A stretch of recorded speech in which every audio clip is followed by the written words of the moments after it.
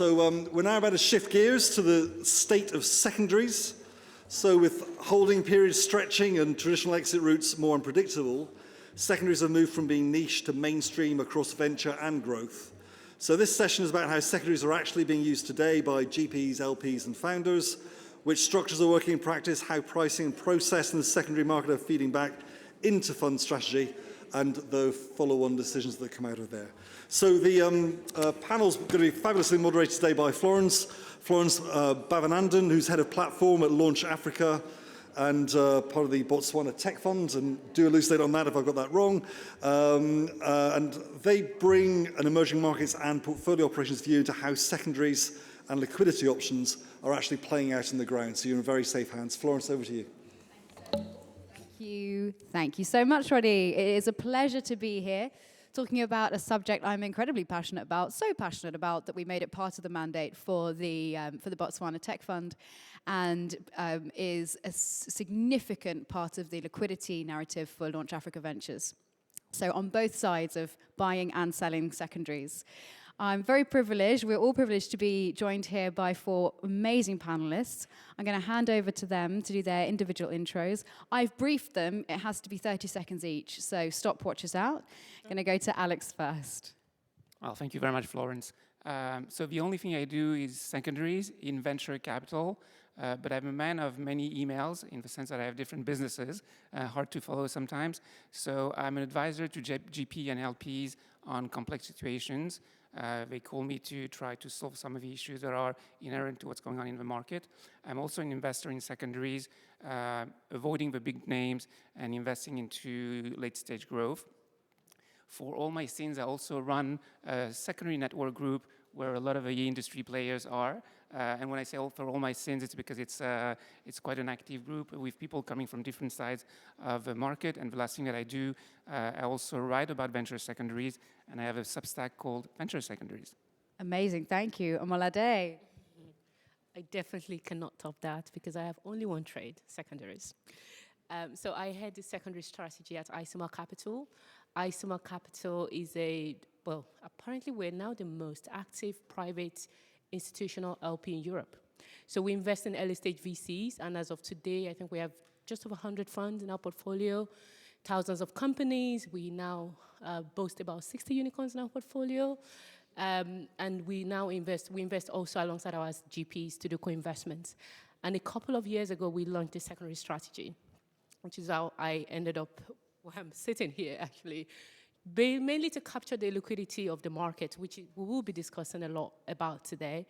I've been in secondaries myself for about 10 years. I was doing private equity secondaries prior to that at Cola Capital, which has now been acquired by EQT. And then I went on to launch the first secondary strategy, VC secondary strategy in the Middle East. And then I joined Isomer. And it's been very fun. And I'm very much looking forward to talking about this topic with you all today. Thank you. And Alan? I'm Vaksman. I'm a managing partner of Launchbay Capital, where I focus direct secondary funds, investing in growth equity secondaries. We only invest in direct secondaries. That means we participate in secondary tenders and lead them, both in Europe and the US, buy employee shares, founder shares, and angel shares. Manage just under 500 million of AUM. And yeah, looking forward to discussing the secondary market. And last but not least, Mark. Thank you, Florence. Good morning. Mark Woolhouse, founder and chief executive of Treble, a platform dedicated to modernizing and simplifying access to private markets.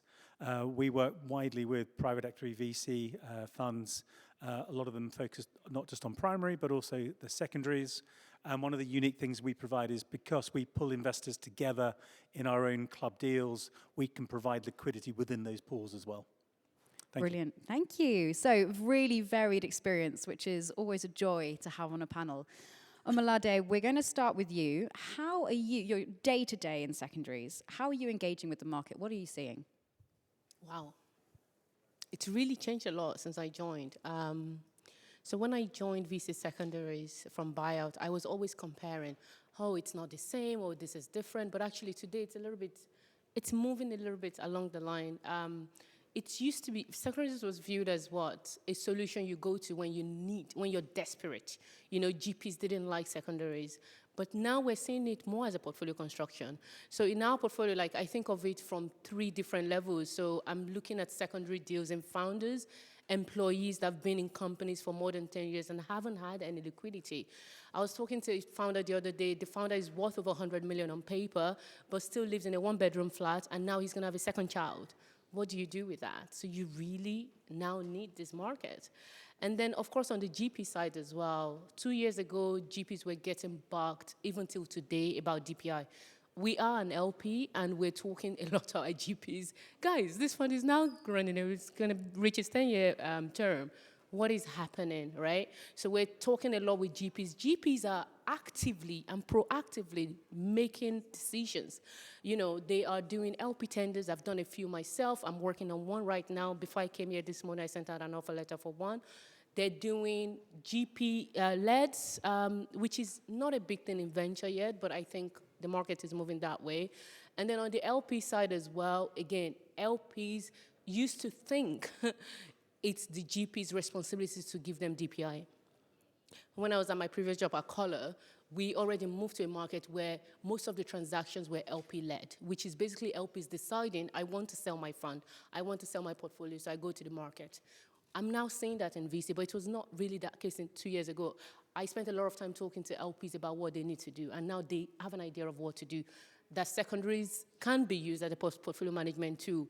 It's not, you don't necessarily need liquidity. You might be overweight venture versus, you know, credit and want to reduce some exposure, redeploy in the same GP. We see this a lot, by the way, where GPs want the same LPs in their portfolio, but the LP doesn't have capital to deploy in their new fund. So you can tap the secondaries market for that. So it's changed a lot, but for the better. And as you say, it's multifaceted, both from the LP and GP side. Opening up to the rest of the panel, do we think this is here to stay, or is it just a fleeting change? Yeah, it's absolutely here to stay, because and there are a couple of fundamental things why it's the fastest growing sub-asset class right now. One is we do, as Omolade mentioned, have a lot of paper tigers and paper billionaires and paper millionaires and funds stuck, because while IPOs are open, they're open to a very select type of companies. Average IPO company needs to have now $500 million of ARR, growing at least 40-50%, and close to profitability. How many European companies do we know of this scale? 3, 4. Yeah. So there is a fundamental need of continuously recycling capital, and that's why they're on this. The second one is competitiveness of the European and US companies with their own workforce. How do you attract the top talent? You can't pay that kind of salaries, so you allow for tenders. This is like a bonus. So when we're just doing right now large mobility tender and AI tender here in London on this is basically done to remunerate top AI talent to retain it. Otherwise, it leaves. And that's a big, big driver on this. And the last one is the good old DPI. Lots of funds sitting on 10, 12-year company, and all what's happening to this company, because the technology cycles are shortening, it's what the multiple is going down. It's happening to entire fintech. You keep on marking it at 15, 20 multiple, but fintech is marked at 6 and 6, 8. And that's a serious problem, which will be solved via secondaries, unlike this. So yeah, I think there's a lot of fundamental drivers why I think it's going to be the fastest growing asset class for the next 4 or 5 years at least. Mark, Alex, anything to add? Yeah, I think Florence, it's a very interesting question because secondaries have always been there in private markets. They go as long back to when people started investing. The other thing is that it's interesting to see that all those events, it's all about investing more iron to the fire. Investing, you have you have IPAM, you have super return, you have crowdfunding. That also the investing into the asset class has also gone retail. You have crowdfunding, you have SPVs. So more and more meat to the bone. and people are not really thinking about how to exit. And I think, we're now in the living room downstairs. At some point, we'll be in the main room because investing it's mandatory, but you also need to provide liquidity. So of course, there's been some sort of a blockage after 2021. And that was the conjunction of different events, three actually. One, companies stopped selling and exiting. And so at the main time, the fund stopped distributing, and the LPs that were cash constrained for two reasons. A, they didn't get money back from the GPs, and B, interest rates went up, and so they had the denominator effect problem. They stopped investing. That is easing up a little bit. So just to put things in perspective, and I don't want to be too long, but just some figures to understand what we're talking about. When people say secondaries, and like Omolade said, in private equity, last year's market was 200 billion, 220 something. This year already, Q1, we are with a backlog at 100 billion, and that I'm talking private equity principally with buyouts. And this market, since 2012, we were at 20 billion. It's been growing 20% CAGR. And if you think about it, like 250 billion for private equity, and that's half-half continuation vehicle, GP-led and LP-led, selling LP stakes. That is super small compared to the trillion of assets that are available. Now, if we go back very quickly, and I'll stop on this, to venture, venture was nowhere to be seen 3 to 4 years ago. We were not doing secondaries, so where this is new and probably here to stay is for the venture capital asset class. Amazing. Mark, you are with LPs on a day-to-day basis, creating new vehicles for them, for primary, but also then doing secondary transactions within those vehicles. From the LP perspective, are they facing some of those same challenges? What are they seeing? What are they talking to you about? Yeah, absolutely. So just taking a step back from that, though, first of all, we've talked a lot about sort of founders and employees, but what you've seen, and certainly in the US, where there's almost slightly better stats, is the distributions made in the last 5 years is half that of the capital calls. So it's not just an issue here for employees and founders, it's also for the more traditional investors too. And the very fact that you can now create this secondary market, have the opportunity for LPs to come later into the J-curve, that's great. And so absolutely secondaries are here to stay. Who wants the IPO? It's great to have the name, but who wants to be a listed company? Not everybody wants that. And so the LPs we're speaking to like the idea that they can come in later in the J-curve, participate in this. Some of them are going into funds, some are looking to come into the secondary trades themselves as well. So huge demand following. And I think it needs to be normalized. Like, some people think secondaries is a bad thing or a desperate thing. You look at your public portfolio, it's normal to rebalance that regularly. Why shouldn't one do the same thing with your private portfolio? Absolutely. Alan, what's the biggest misconception around secondaries? I think that's the biggest misconception is exactly what was mentioned, because is that this is a desperate step for bad assets. I think there is a lot of it. I mean, probably different opinions on that, but I think because a lot of it came from originally PE-driven continuation vehicles, and originally continuation vehicles did have a little bit of a bad name. You couldn't exit the best ones, they didn't IPO, so you starting to continue.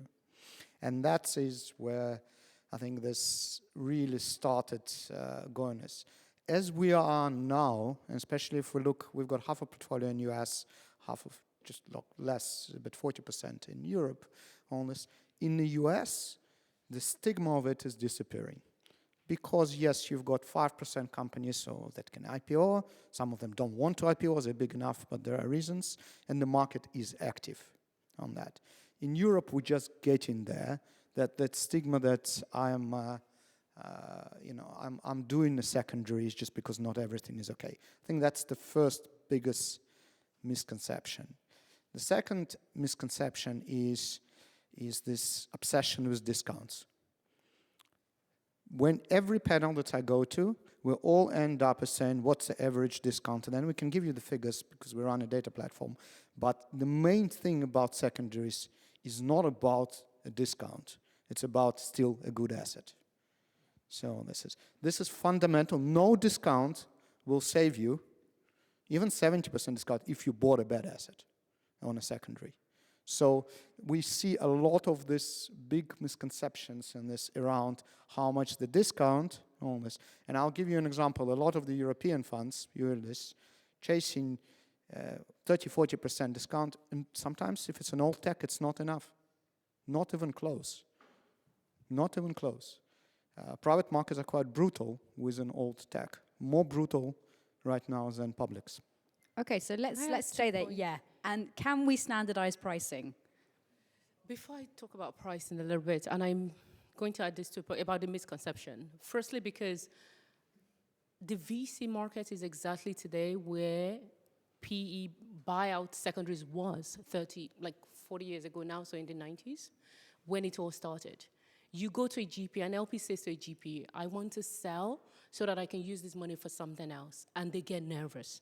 They're nervous because they think the GP is leaving them. Like, it's like, you know, when you put in primary capital to a GP, you're saying, oh, I'm marrying you for at least 10 years, you know?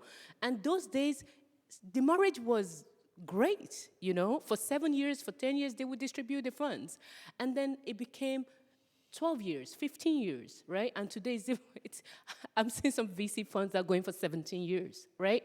So the mindset was very, very different. And guess what? Today, we have an active private market secondaries for buyout funds. Like when I was at Covello, we were pricing funds every quarter. It's awesome. We're not there with VC yet, but I think we'll get there. The second point, and you talked about a little bit about it on the continuation vehicle, there's the governance point, right? Which is what I speak a lot with GP. When they're thinking about continuation vehicles, you've got to think about governance. How are you representing your LPs? What approvals do you need? There's a lot of stuff that you need to think about. Sorry, No, love it. That's what we're here for, debate, on discussion. The second point, on then your question about standardization of pricing. I spoke a little bit about that on the P side. Can you standardize pricing in VC secondaries? I don't have a crystal ball. But as of today, I don't think that makes sense or is possible because the information asymmetry is so huge. Yeah. And it will become smaller. The most important difference when you think about buyout funds is what? Maturity. Ownership.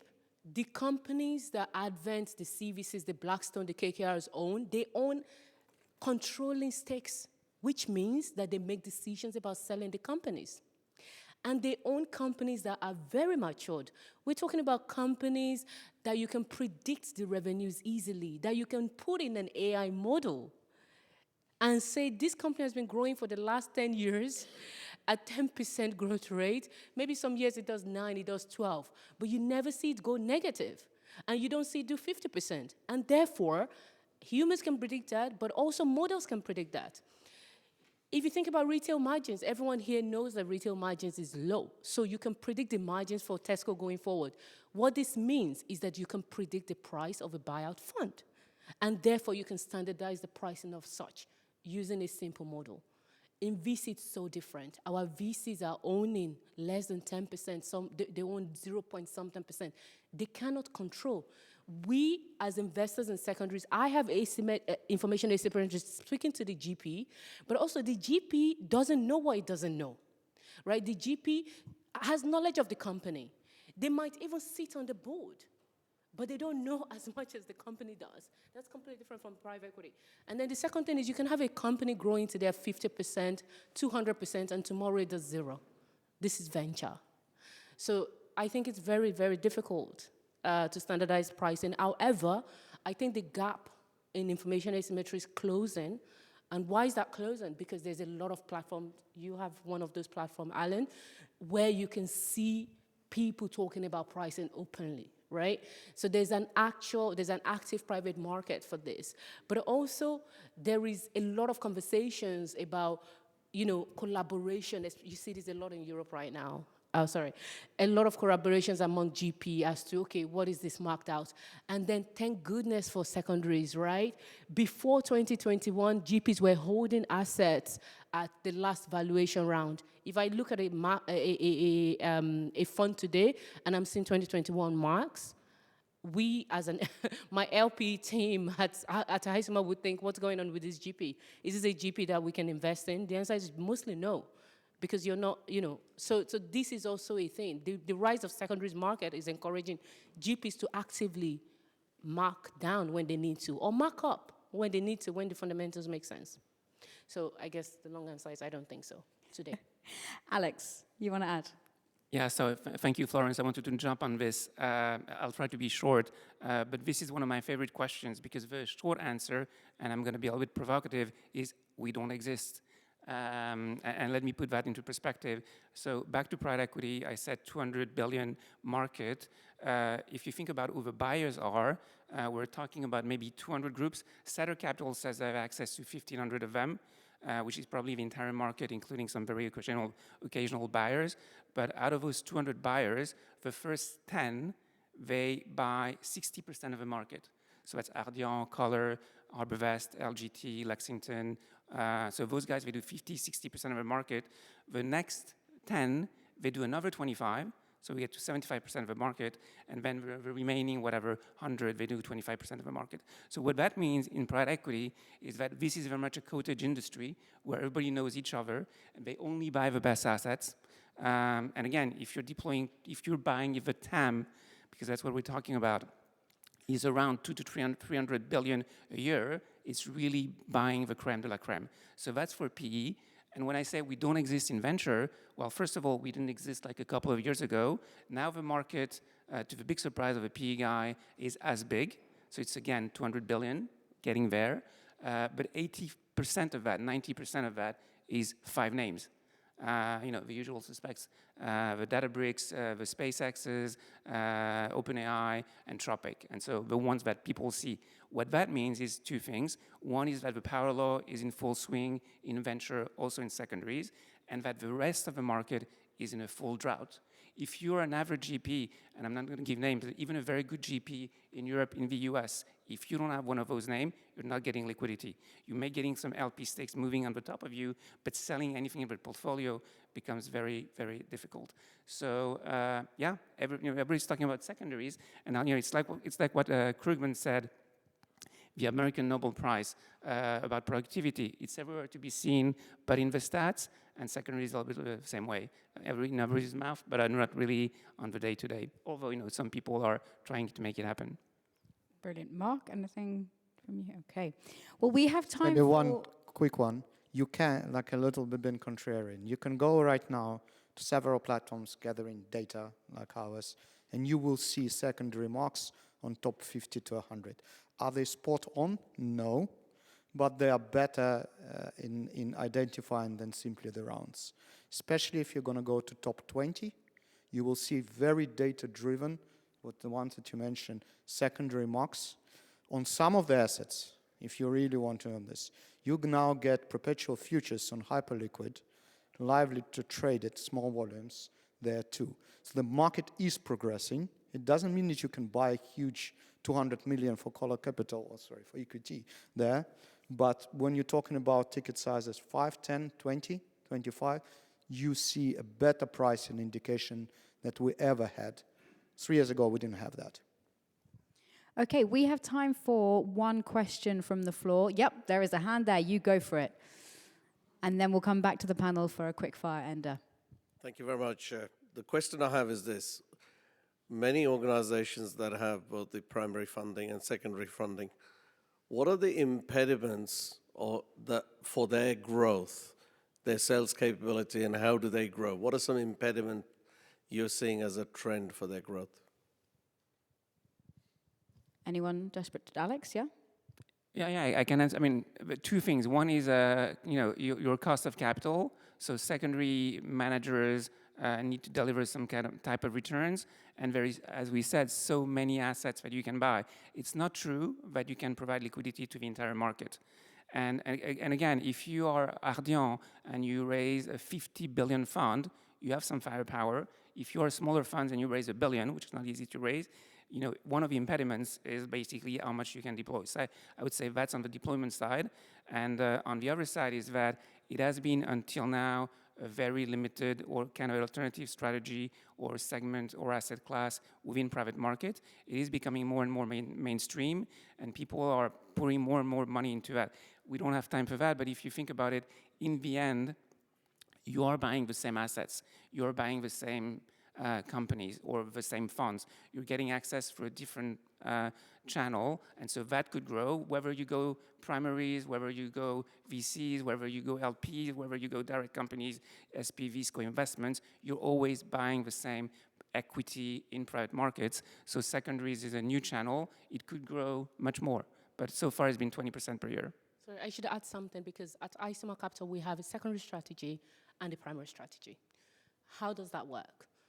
The primary strategy has been around for 10 years. We've invested in amazing GPs, but now we as LPs are also saying that those GPs need liquidity, or their founders need liquidity, and so we created a secondary strategy. The funds are completely separate funds. So the LPs that invested in our primary strategy, some of them are in the secondary strategy, but it's two separate funds, right? And what are we targeting? The primary strategy is targeting early stage VCs that have a blank paper, that basically saying, guys, I will invest in biotech, I will invest in AI. The secondary strategy, which is my thing, I'm targeting GPs that have a closed book. I have invested in biotech. I have invested in this. They are much matured. I want DPI in the next 2 to 3 years. The profile are very different. I have invested in my secondary strategy, some of the things in the primary strategy.